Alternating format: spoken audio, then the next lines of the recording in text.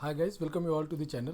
आज हम बात करेंगे कि सेक्शन 498A में दहेज से रिलेटेड आपके अगेंस्ट अगर एफआईआर हो जाता है तो उसमें क्वेश्चन कब फाइल करना चाहिए, चार्जशीट फाइल होने के बाद या एफआईआर के स्टेज पे ही।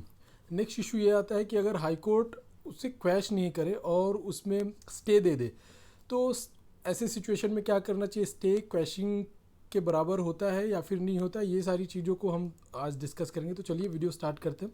वीडियो स्टार्ट करने से पहले I would like to request, अगर आपने अभी तक चैनल को सब्सक्राइब नहीं किया तो please subscribe the channel and video को लाइक एंड शेयर करना ना भूलें। तो देखिए, इतने सारे एफआईआर्स होते हैं दहेज से related section 498A Indian penal code और dowry prohibition act section 3 and 4 में। डेली देखने के बाद मैं बड़ा ये कन्विक्शन से बोल सकता हूँ, बड़ा ही रिस्पॉन्सिबिलिटी के साथ बोल सकता हूँ कि जितने भी ये सारे केसेस होते हैं 498A का बोल लीजिए आप, या फिर सेक्शन 12, अगर सेक्शन 12 डोमेस्टिक वायलेंस एक्ट की बात करूँ तो उसमें भी जितने सारे केसेस होते हैं, मेजॉरिटी ऑफ द केसेस, मैं ये नहीं बोल रहा कि इंडिया में वेमेन को हरास नहीं किया जाता by their family members, their relatives, in laws, husband, but most of the cases, majority of the cases false और फेक है। ये सिर्फ आज की डेट में ये हो गया कि एक्सटॉर्शन, काइंड ऑफ एक्सटॉर्शन है। अपने हस्बैंड से, अपने इन लॉज से ग्रजेस सेटल करने के लिए, उनसे पैसे वसूलने के लिए, ये सारी चीज़ें। अगर थोड़ा भी मैट्रिमोनियल डिस्प्यूट हुआ तो 498A का केस लगा दिया, डाउरी प्रोहिबिशन सेक्शन 3 एंड 4 लगा दिया, सेक्शन 12 डोमेस्टिक वायलेंस का केस फाइल कर दिया, सो दैट अपने ग्रजेस सेटल कर सके। अगर कुछ पैसे निकालने हैं, कुछ पैसे लेने हैं तो वो पैसे ले सके। ये लीगल एक्सटॉर्शन बोल सकते हैं, अगर मैं इसके लिए टर्म यूज़ करता हूँ, लीगल एक्सटॉर्शन। तो ज़्यादा करके वाइफ्स ऐसे केसेस फाइल करते हैं। तो बात करें अगर क्वेश्चन की, ऐसा अगर आपके ऊपर एफआईआर हो जाता है तो क्या करें। तो सबसे पहले देखिए, आपको क्वेश्चन के लिए जाना चाहिए। क्वेश्चन का मतलब होता है कि उसे एकदम ख़त्म कर देना, यानी उससे जो एफआईआर हुआ आपके ऊपर वो निरस्त कर देना। और इसके लिए आप अप्रोच कर सकते हैं सेक्शन 482 में, सेक्शन 482 सीआरपीसी में हाई कोर्ट को।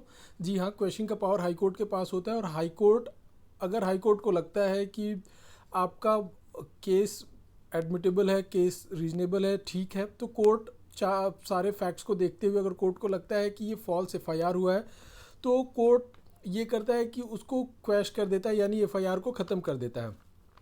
बट कई बार ये देखा गया कि कोर्ट आपको एफआईआर जो है उसको क्वैश ना करके उसमें स्टे दे देता है। तो इसका मतलब क्या होता है, एक तो स्टे होता है अरेस्ट से, कि आपको अरेस्ट अगर लगता है कि कोर्ट अरेस्ट करने वाला, तो उसमें स्टे दे देता है कि भाई अभी अरेस्ट नहीं करना है इनको।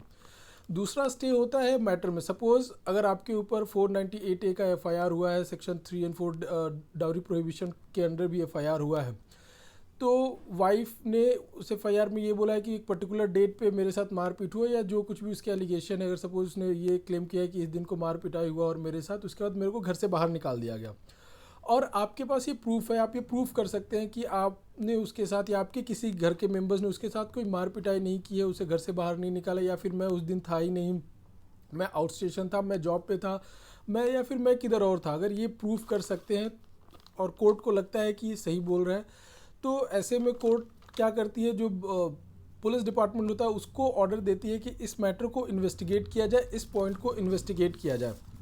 तो जब पुलिस इन्वेस्टिगेट करती है तो देखिए कुछ होना जाना है नहीं, बिकॉज आपने ऐसा कुछ किया ही नहीं है, कोर्ट से वाइफ ने झूठ बोला है। तो ऐसी सिचुएशन में क्या करते हैं, पुलिस जब इन्वेस्टिगेट करती है, उसको लगता है कि ऐसा कुछ नहीं हुआ, तो कैंसिलेशन भी लगा सकती है। हाँ, कैंसिलेशन लगा के वो एफआईआर को ख़त्म कर सकती है।